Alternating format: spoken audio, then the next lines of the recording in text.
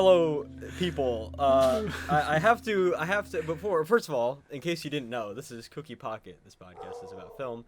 My dog is barking, and today I'm going to tell everyone that on Anchor we're at 530 total listens. So 500 listen party. Woo! Okay, it's over now. No more fun. This episode we're talking about Kindergarten Cop.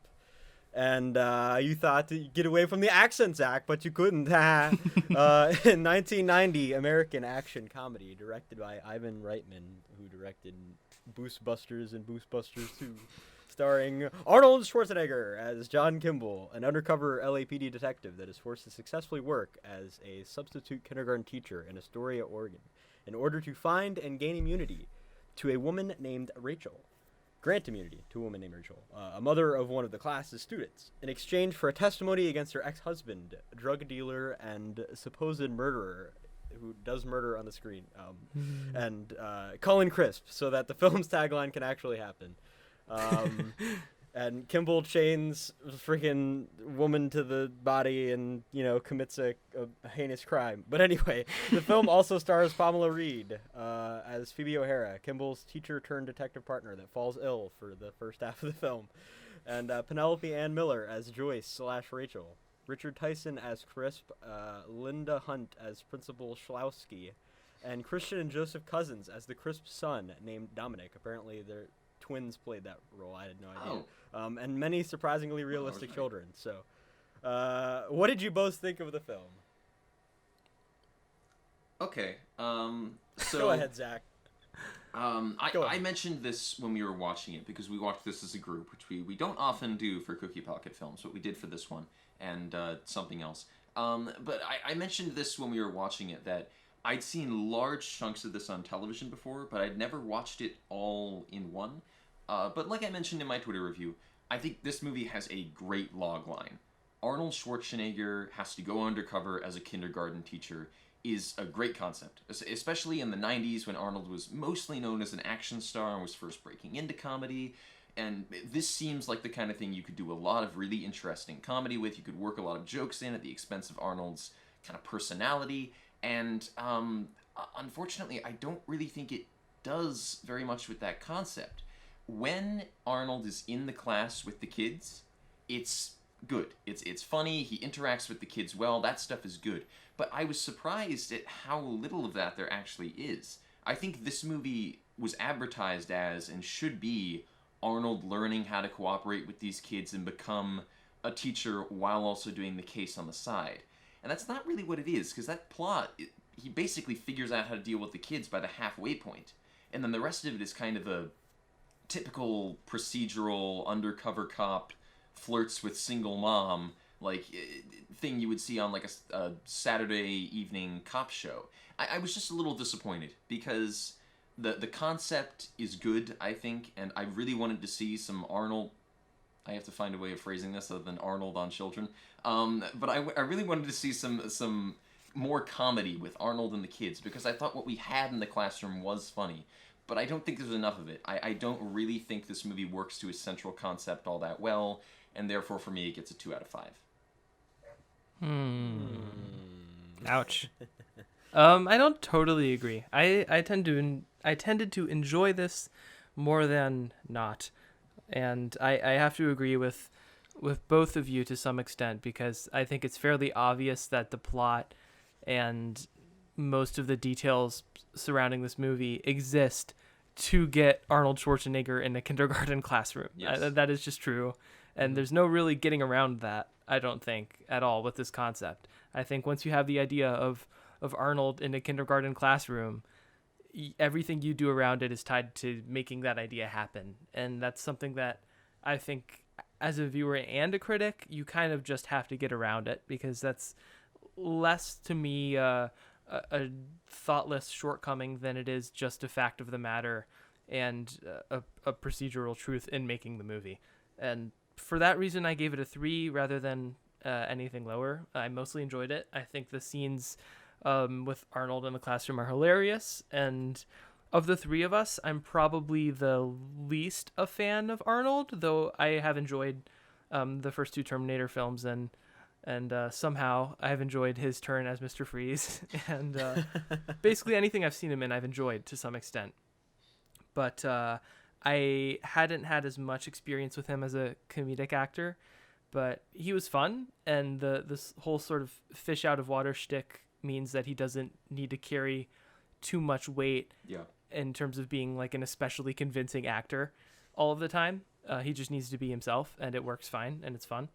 And so I understand where Zach's coming from, and I do think there's some like plot shortcomings, and maybe I could have used more time in the classroom with him. But I think at the same time, if you milk the classroom stuff more, every time a kid says something really outrageous, it's a little less funny. And every time Arnold gets mad at them, it's a little less funny. So at the same time, I think those are limited resources where you get diminishing returns every time you come back to it. So while part of me thinks I would like to see more, the other part of me is really glad that they did what they did with it. And the rest of the plot existing to get Arnold in the classroom is totally fine by me, because I enjoyed Arnold in the classroom. So 3 out of 5, I liked it. Interesting. I agreed more with Christian than Zach. This is typical, yes. I should start off by saying that I heavily admire Arnold and have seen basically everything he's ever been in that's relevant or important to me. and I like him as a person, and I like him as the parts that he chooses to play. Most of the time, I feel like he really knows how to be whatever he is and also be himself at the same time. And also make the role kind of something that he's comfortable with, because he never is just like, oh yeah, I'll just take the script. And like, he always like does something to it. He always adds some type of flair to it. And like for this, there's tons of influence by him on Reitman to do certain things, like especially athletic stuff and like the marching and like all that stuff was pretty much Arnold's idea for the most part. And I don't know, I guess when this came out, obviously this is right. Everybody knows who Arnold is. Everybody's seen him in all these serious roles, and this is like the best like counter to that. Like this is the most ironic thing for him to ever play, to soften this action hero that's absolutely buff to, completely I'm not gonna say juice to the gills, but breaking out of his muscles are breaking out of his skin. And they harp on that quite a bit, especially in kind of towards the middle of the film. I have to agree that the plot is not very convincing at some points, and it's not very solid. And I do agree that its primary existence is for Arnold to be in the classroom. But I also think that if that were the case, then they would have gotten less on the plot and more on all the stupid classroom stuff, which kind of plays into Christian's point. I feel like I'm going to compare this to School of Rock, because School of Rock kind of has a natural character progression for each of the students, and they're all older, so they all have their own lines and things like that. And then you also obviously have Jack Black. And all of them have like their own progression and their own arcs, considering their characters and also the music that they learn, and how to transform out of this environment. This is already at its face. We already know who Arnold is. We already know what to expect from him. And then by the time he gives his first 3 jokes or talks in a funny way the first few times, we already know what to expect. So I think maybe I would imagine that they might have filmed other scenes and started to realize that there's only so much you can get out of kindergarten children. I'm going to mention this in a bit, but the children are literally not even, most of them aren't even actors. They're kind of just children that they hire for like $35 a day. They're props, Yeah. And I can kind children. They're human beings, Zach. Their function in a lot of the kids here are just there to take up space on the set. They function as props, essentially.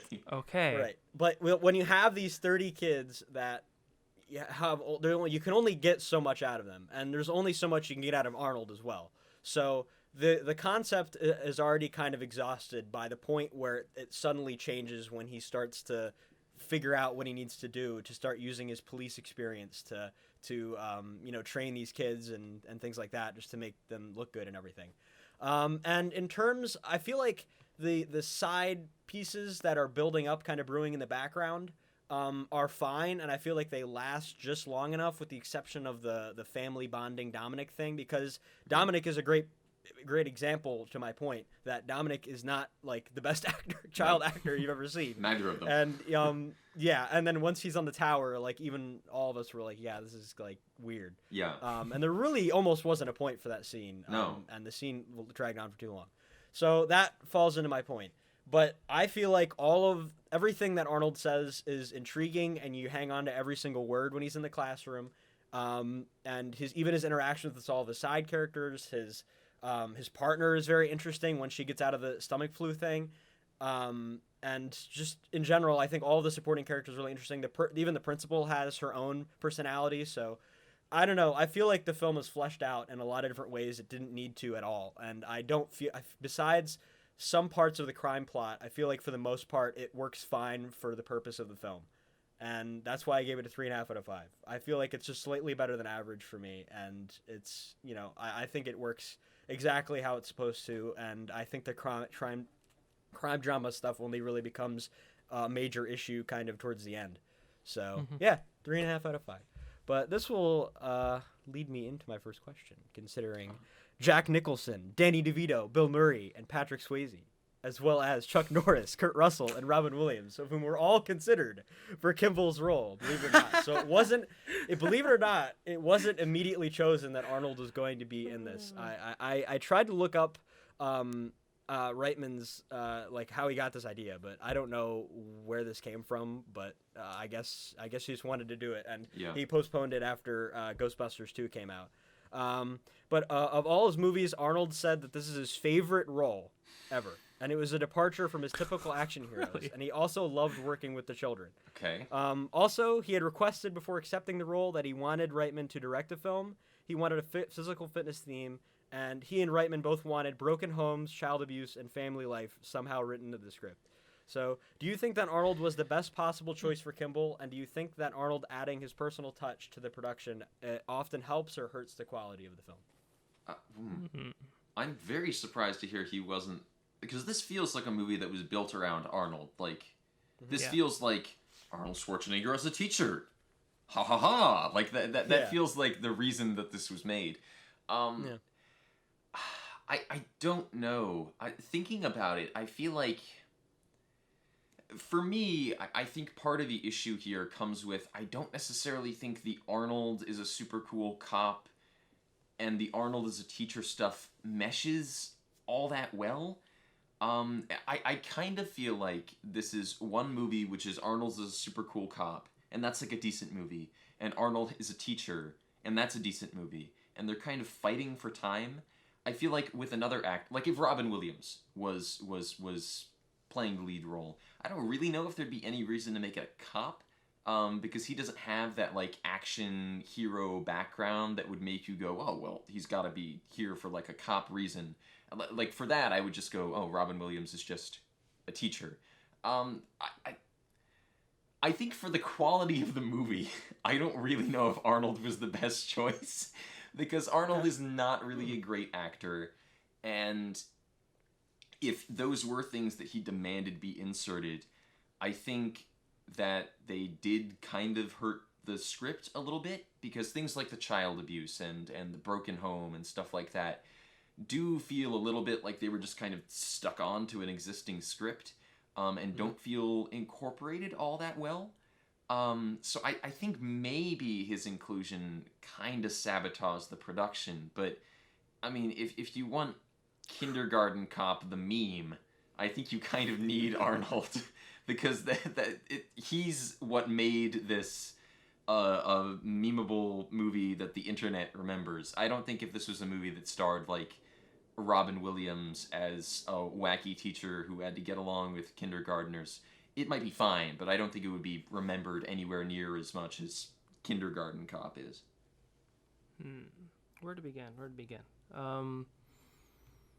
Zach, you said that the it's kind of like two decent movies meshed into one. And I see where you're coming from there. For me, I think the same thing, except I think the teacher movie is to me a much better movie than the cop movie. It is, yeah. Yeah, and so I just wanted to make that distinction, and also to go back to what Mitchell said about the comparing it to School of Rock. I actually think that the sort of like abuse plot line, which I think, to be clear, I think was pretty well intentioned. Oh yeah. By Arnold and everyone, and generally handled well. I think that's kind of important because, like Mitchell said, the kids in School of Rock who are older kind of have their own little arcs, and you grow attached to each of them because they're more growing into themselves as people. They're more distinguishable as opposed to all being very, very young and repeating the things that they hear their parents say and not really having their own traits yet. So I think that giving the kids their own sense of like home conflict helps the audience member grow more attached to them specifically, which I think is important, especially if you want to spend more time in the classroom and without making each of those moments feel a little less meaningful. I can't imagine this not starring Arnold, like Zach said. Just by virtue of it being a comedy, not even as a meme. Like, I can't really... And I don't think Robin Williams could do this. And I will say, though, I do think Arnold is a decent actor in this. Maybe that's crazy to say out loud. And maybe that's helped by everyone around him. One of the biggest positives for me is that everyone around him, I think, is actually quite a good actor, which in comedies from like the 80s and 90s is far from a given and is often just sort of overlooked. But like, I think his partner is great. I think the principal and the other teacher is great. I think the criminal he's trying to catch is kind of like okay. Yeah. And I don't think anyone's like glaringly bad. So long-winded answer, sorry.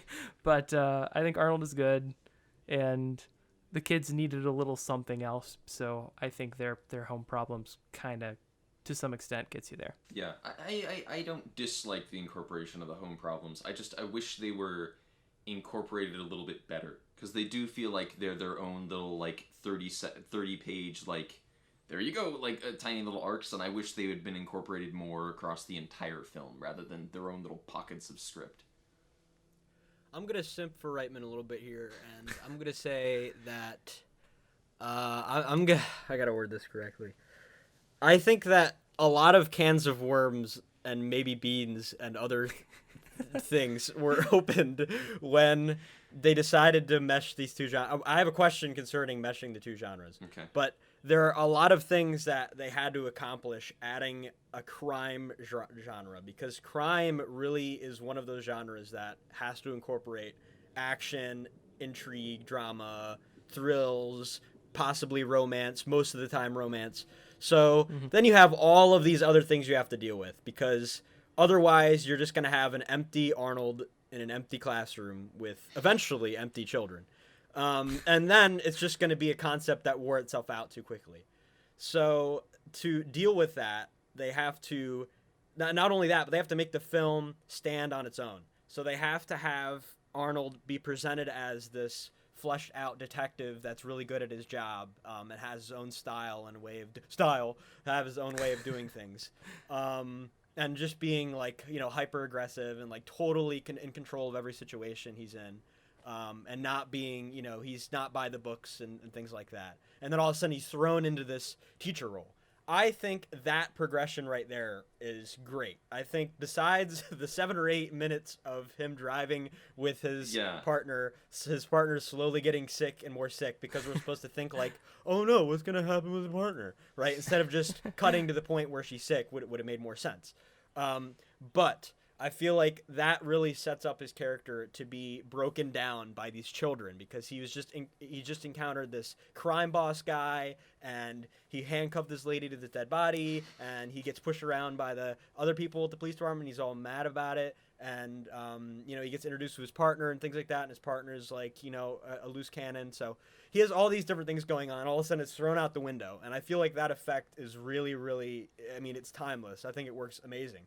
The problem is all of the stuff you have to deal with afterwards. You have to close off all of the different things you just opened. There's worms and beans all over the place, and you have to concisely put everything together. And the ending is, if mediocre to even bad in some aspects, when it comes to wrapping up the crime stuff with the kid stuff. Yeah. So I feel like that was the biggest issue with having this idea. But going back to the kids, the filmmakers auditioned more than 2,000 children for the 30 kids in the class, and most were not actors that grew up in Southern California. So how do you think the children did in regard to the overall plot, particularly Dominic and the scenes concerning him? And how realistic did they come across to you in terms of being students under Arnold's character, Kimball? Child actors are a very tricky thing. Because especially from the time period that this is, that this film was made in, a lot of the time a child actor wasn't really an actor. They were just sort of a relatively cute kid that you could get to say lines between eating SpaghettiOs off camera.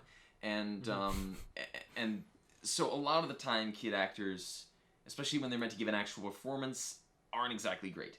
As exemplified by the two twins playing Dominic, who are, I think, kind of the weaker links amongst the children.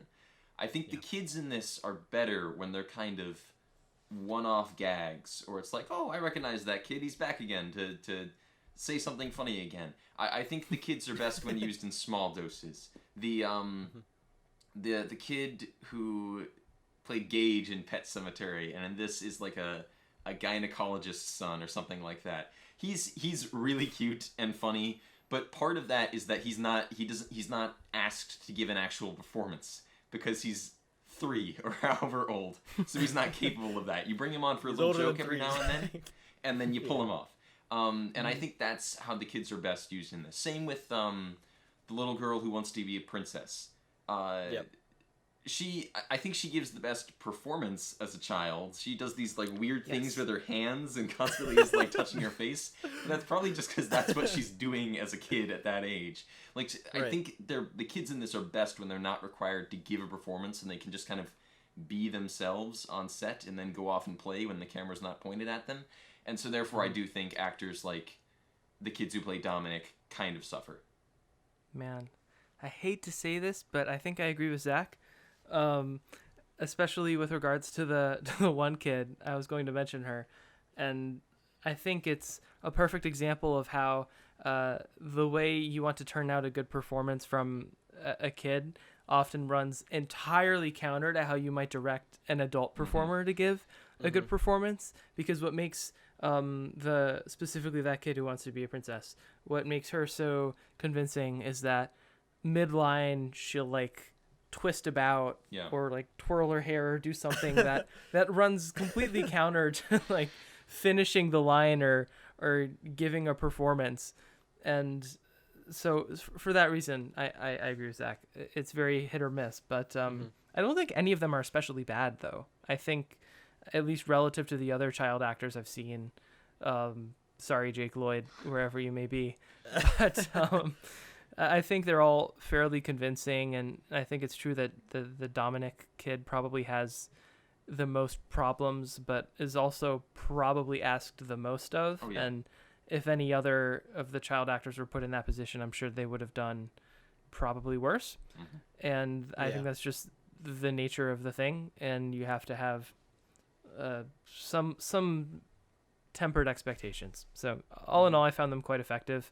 Especially since they're mostly used as a group, and that group dynamic makes all of them feel a little bit more natural, even if less of them really are. Yeah. I pretty much agree with both of you. I agree. I think Dominic probably they also didn't give him too many lines either, and he didn't really have like substantial screen time or anything, with the exception of him being in peril or in peril every time he's in peril. But I really like the kids, and I think it's really funny how much they play off of Arnold and how much they kind of just are just themselves, and just literally I'm really interested to see what kind of criteria Reitman was looking at, or the casting. What is it called? The casting people, Zach? A casting director. Casting director. The casting director has to go through all of these kids, including Elijah Wood, by the way, who said that this was the worst audition he ever had. Wow. So, I really like the kid. It really comes across the most when they're doing the montage through all of the different kids talking about their dads. Yeah. It's just like slightly, perverse, but also very realistic in the way that they talk about it like they're kids. Our mom says our dad's a real sex machine. Damn it. Right. But they have all the cliches, and you never see like kindergarten like cliches like thrown out on a screen very often, right? So you have like the twins, you have the Zach kid who's completely disconnected, who Kimball tries to relate to and thinks is the kid of that, but that becomes a very short-lived red herring. But yeah, I really like the kids. I don't think I would really change them. I feel like they're just another part of what makes this film iconic, and I totally agree with you, Zach. I think they're great for one-liners, and even with that girl in the overalls saying, like, she's like, okay, and then like ran away. And I was like, that's like the best you can get out of them. Like by that point, you cannot get. That was it for her. Like you cannot show her anymore. Yeah. Like that was. She was pretty tired. Much it. Yeah, she was tired. Yep. She just wanted to be a princess. Yeah. So good for her. But yeah, I really you know, I think the kids are a very integral part of what makes Arnold so intriguing as well. Like Christian mentioned, I feel like the supporting characters also really help Arnold's acting, and it allows him to be less personable and more expressive, with the exception of him being mad. He's very good at being mad and funny at the same time, particularly because of his accent. But anyway, Arnold speculates that the film could have grossed an extra $25 million if it was less violent. And wow. Reitman felt like the violence, quote, had to be there or the film would just peter out at the end. Do you think that the ending of the film proved or disproved that the background brewing action and crime drama could mesh well with the comedy elements? And is there anything Reitman should have done differently with regard to the two genres? Well, I don't know that scenes at the end would have any real impact on the grossing of the film, because I feel like most audience members don't really know. No. Like, I feel like most of that would be excluded from promotional material anyway. Mm-hmm. So I'm not sure why that would have any influence on how much money it makes. But I probably agree more with Reitman. I think something has to happen there beyond just like a slap in the handcuffs on his wrist and that being that. But at the same time, if I really want to be too critical about a movie that is a comedy first and foremost, I think like the guy just basically goes to the school and saves Arnold the trouble of tracking him back down. And if you really look seriously at the time Arnold spends at the school, it feels like most of the time the case is not really a priority to him at all. And maybe that's a point in character development, but it's also kind of an issue when you're trying to make that the A plot by the end of the movie. So, you know, it's not perfect, but I agree with Reitman that something had to happen. And I also will echo my previous point, which is this is a comedy, and I think you need to expect like the other pieces around it are very much there to make Arnold as a teacher work, at least from my perspective. I don't think I have an issue with the violence as much as I have an issue with the tone. I think this movie is definitely a comedy, but I do think there are parts of it where it almost feels like it doesn't really know who it's meant to be for. I think there's a great example where there's a scene where Arnold is bonding with the kids, and like he's playing around in the classroom, and it's a funny, lighthearted scene, and then there's an abrupt cut to the face of a corpse. And in that moment, it was like, what is like, this? What? Because there's scenes where it's like a grim, dark crime movie, and there's scenes where it's this lighthearted comedy with kids and Arnold that you can show to your kids. And I do think those two don't mesh especially well. Now, I think you can have gunplay and crime and things like that in a comedy that's okay for kids to go to see, but it's all about how you handle that.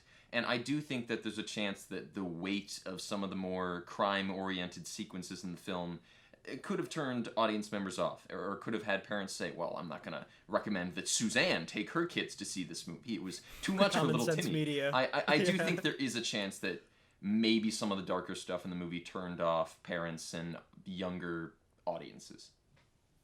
Yep. I have to agree with Zach. I feel like it definitely is a tonal issue.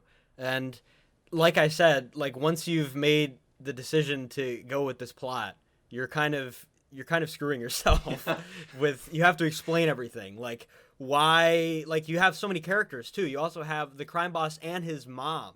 Like, that's a whole nother sub thing that you have to deal with on top of Arnold being at the school with this principal and the mom being a teacher at the school with a kid in Arnold's classroom. So you have all of this convolution that you have to deal with in this comedy. And trying to execute it all at once in one fell swoop with the conclusion is not going to happen fluidly at all. So then you have to deal with, crap, where am I going to insert the thing that's going to make, or it's going to indicate that that Crisp is on his way to the school. We have to show that we how many other characters we have. The only other one we can think of is the one we showed in the very beginning. The only one that wasn't enough to testify, and she killed herself. She OD'd because she's a druggie or whatever. So then you show that, and then you show Phoebe stressing Arnold at him having fun and like, oh, everything has to go dark again, and then you have like that tonal shift being so aggressive, and then by that point you're already running out of runtime, and then you basically have to make this locker room duel thing happen, and that's the only way that you can really end the film. And by the way, I think that by itself, not considering the events leading up to the fire, were perfectly fine. And they do prepare the kids, like Arnold prepares the kids with the fire drills and things like that. So I think that went fine. But right after that, it's kind of just like Reitman had to find some way to explain himself out of the situation. But like Christian had said, the comedy at that point is pretty much over, and we're trying to conclude the crime drama, which really is what this was kind of intended to be at the beginning in the setup. So this kind of sideline off of the main story is really the movie that we were looking for. We weren't really looking for what's going to happen with the main plot. The main plot is what's happening while Arnold's doing what we like watching him do best, being the teacher. That is...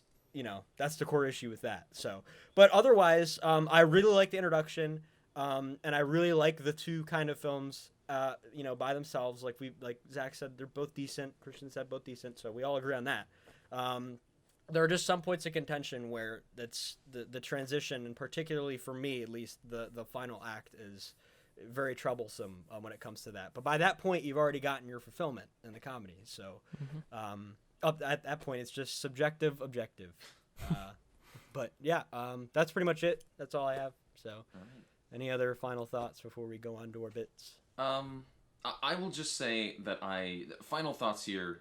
I think the case that Arnold's investigating here is what kind of sabotages the plot. I think this movie could have been a lot more focused and maybe a lot funnier if he had been investigating something within the school rather than people outside the school, and then the school was just his cover. Maybe Arnold has to go undercover because he's investigating a teacher at the school or something like that. And then we can have more stuff inside the school. Not just classroom stuff, but maybe Arnold gets involved in staff room gossip. And maybe Arnold develops a grudge with the janitor. Something. I think there's more that you can do with kindergarten and more that you can do with an elementary school that this movie doesn't really tap into because it's got to have Arnold go outside the school so often to investigate the real case. I think if you put those two things closer together, you'd have a much more cohesive movie. Yep. Okay. I don't have much to add. 3 out of 5. I had fun. If you like watching movies for fun, I would recommend this to you. If you want to see Arnold be something he's not, because to me, he's barbarian, big boy, Terminator, Predator man. And, I think that's great. 3.5 out of 5. I do like that idea, Zach. I'm going to have to agree with you. I think that would make a lot more sense. I think there's a lot more you can get out of a school. And I think one potential problem is relying too much on Arnold's acting ability, is another thing we kind of touched on. But I think he does fine in this. I don't think... Terminator's like his thing, like him being stern and straight-faced and not having a lot of expression is, with the exception of his actual lines and his script, I think he's a great part for this. So if it's exactly if you read the tagline, it's pretty much exactly what you think it is, pretty much. Yep. But 3.5 out of 5, pretty good. Okay. So yeah, do we do week in the review first? I think we do. Yeah, we do. We're doing week in review first. We're doing it live. Right. Okay. Do you guys want to start, since I know yours are kind of related? All right, fine, I'll go. The Witch The Witch, the Vavitch, I have seen twice now, I think. Maybe 3 times. I don't remember. Zach's pick, I believe. Yeah. Maybe it was all 3 of us. I don't know. It was mostly Zach. But yeah, The Witch is a really grounded horror film that surprisingly has a lot of like family elements in it that are kind of always relevant, and kind of noting the influence of that time period, the 1600s, and how that impacts family, and like, you know, this puritanism, and on top of the biggest, you know, twist, the whole wrench in the whole thing is the fact there's actually a witch that actually is tormenting them, and it causes the family to turn in on themselves. The film is very isolated, but very intentional at the same time.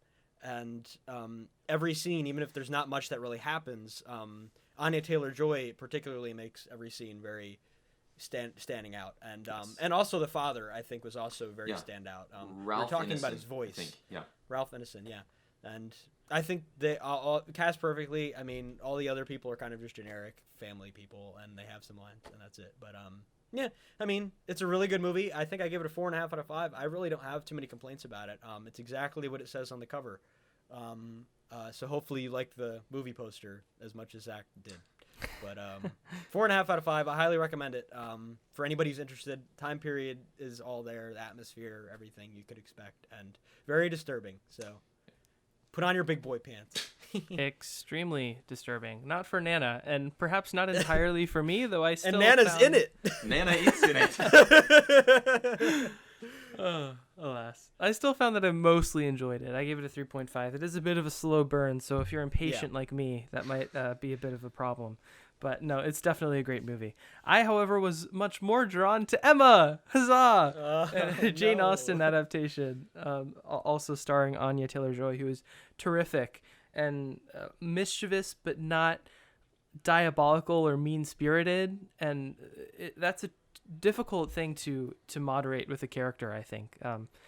Oftentimes you're inclined to be like a stereotype bully or like a perfect princess, and the space in between is a lot more interesting than being just one or the other, and Anya is terrific at that. And there's a lot of really funny moments. Like, I think a lot of people don't expect Jane Austen to be funny when they read her or when they watch an adaptation of her work, but she is really funny and really clever and really witty, and if you let that happen, then you will have more fun with the material. So I was really taken aback by how fun it was.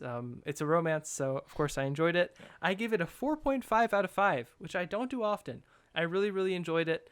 I would recommend it to pretty much anyone, honestly. I think it's very widely enjoyable. Yeah. If you liked Clueless. Yes. I am going to second both those recommendations. I love The Witch. The Witch is a 4 out of 5 for me. It reminds me of exactly the kind of 60s subdued European horror that I'm a big fan of. And I will even second a recommendation for Emma. I'm not a big fan of Jane Austen, but Emma is a terrifically made movie. Everything about the production of that movie is beautiful and really well thought out. And I'm just at something of a handicap because I hate the story. But if you like Jane Austen and you like that kind of time period, you'll surely get something out of it. You'll probably get something out of it even if you don't. But I agree. On a different note, as anybody who follows my Twitter will know, I have been listening to the solo discographies of all the Beatles for several months now, and I just finished all of John Lennon's albums, and I really like John. This is more of a general John retrospective here. I really like John's music, even the experimental stuff that he did with Yoko Ono, which I know that Christian is not especially fond of. He's not as playful or as fun as Paul, but I do think that his music has something really interesting to say a lot of the time, and I like the anguish that it carries. I like that kind of like aggressive, wailing scream that a lot of his music feels like. If I was to recommend 4 albums, I would recommend John Lennon, Plastic Ono Band, Imagine, Sometime in New York City, and Double Fantasy. But don't sleep on Two Virgins, the very first one he did with Yoko, because I think that's a great experimental album. Check them all out, though. Mind Games is great, too. The only one I really don't recommend is Life with the Lions. But, check everything out. Check it all out. I recommend checking out as much music as you can, experimental or otherwise, in your life. So, yeah. Interesting. I'll just have to peep in real quick. I think everyone owes it to themselves to listen to Imagine the album at least once. I think Plastic Ono Band is his best work, but it is a lot of him screaming and being sad about his dead mom. So, audience warning. But generally, I actually do agree with Zach, though I think Walls and Bridges is also really great. Okay. I digress. Right. I think it's time for Mitchell's Munitions Minute, then. Maybe it pew, is. Pew, pew, pew, pew. Let me get the timer up, then. Okay, Mitchell, you have exactly 1 minute to discuss weapons-related interest in Kindergarten Cop. And go. I wasn't ready. Okay. The Ithaca. The Ithaca 37 stakeout is it was designed by John Browning, who designed a lot of war munitions for the U.S. in World War II. But it was created as, I believe, a Winchester competitor by Ithaca. And Winchester famously made the Model 1912, which was used in the trenches of World War I. But the stakeout was used in Vietnam. It was used by security forces, and I believe it was created. Yes, it was created for a sporting scene, so it wasn't actually created for the military. In case you can imagine, after World War I is probably the worst time to make a sporting weapon at all. But there's in the movie at the very beginning, John Kimball uses it when he says he loves his car, and it has a pistol grip. It's nickel plated and it's sawed off. So okay, that's time. Nice. Interesting facts and figures from Mitchell Bardsley. Okay, So I think that takes us to Christian's Magical Cinema Tour. What cinema have you been checking out, Christian? Magical Cinema Tours, come to take Christian away. I've been keeping up with Criterion, as you all know. I started watching, haven't finished yet, but I've started watching Ingmar Bergman's Scenes from a Marriage, which was originally presented as a television thing and then later edited into a theatrical release. And I'm watching the television version because it came first, and I guess it's what the auteur intended. So, but if you're someone who's working on a really tight schedule, I would definitely recommend you watch the film rather than not watch any of it. I'm 2 episodes in, and I'm totally hooked.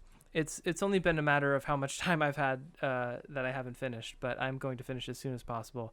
And it follows this couple, and they're seemingly happily married, but they're going through different challenges of being in a couple, and it's not overwrought at all, even though it's a drama and oftentimes very sad.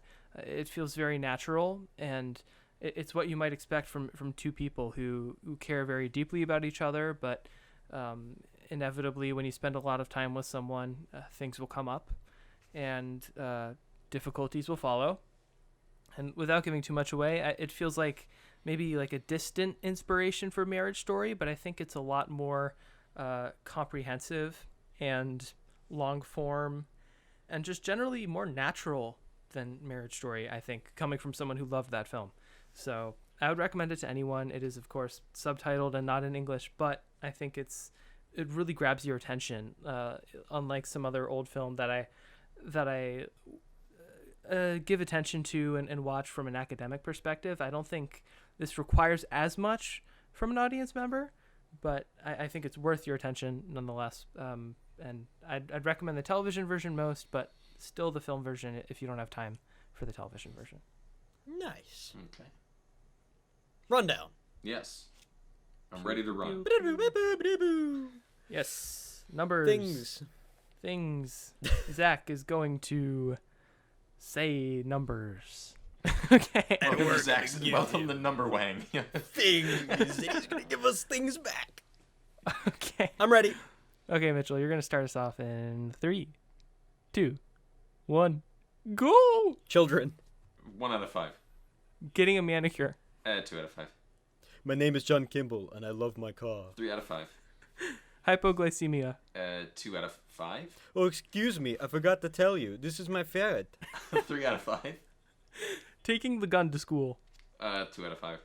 Turning your back on the ocean. 3 out of 5. A headache that might be a tumor. 3 out of 5. Playing a wonderful game called Who is My Daddy and What Does It Do? 4 out of 5. The Love Doctor. 3 out of 5. Scatological references. 2 out of 5. Living in France. 3 out of 5. Authorite Police School. 2 out of 5. Whistle. 3 out of 5. There is no bathroom. 4 out of 5. Tuscan Raider Boy. 3 out of 5. Zach Garrigus as Phoebe's fiance. 3 out of 5. Wonder Woman 1984 Mall. 2 out of 5. Campbell being from Austria. 3 out of 5. Oh no. Shut up! 4 out of 5. Ivan Reitman's Direction. Ah, 3 out time. of 5. Okay. Oh, you didn't say that. I skipped over Christian. I destroyed Christian's. Oh, no. What happened there? Hypoglycemia in this film? Yes, his partner is hypoglycemia. I was trying to go so fast. I think Oh, I did 2 in a okay. row. I made the mistake of You did? all of the Arnie impersonation ones were supposed to be allotted to Mitchell, but then one of them was allotted to me, and I panicked. But then Mitchell covered for me. What a controversy. Oh! Wow, this is crazy. Rundowns can be run-ups and downs. Speaking of controversy, do you want to talk about what we'll be discussing next time, Christian? Oh, Lord. I would have loved to, Zach. This I would is going to love be nothing so more. bad. Okay, so today we discussed a kindergarten cop. The next time you'll see us, we'll be discussing what some might call a security guard, but there's this ongoing discussion in the community about whether they should be called guards or officers. So if you haven't heard about it yet, you will. We'll be discussing Paul Blart Mall Cop, starring Kevin James of 2009 royalty. It made a decent amount of money in the domestic box office, and I know it's not what many of you might consider cinema, but we're going to try to have some fun with it. I'm going to go look at really my gonna mirror and try. cry.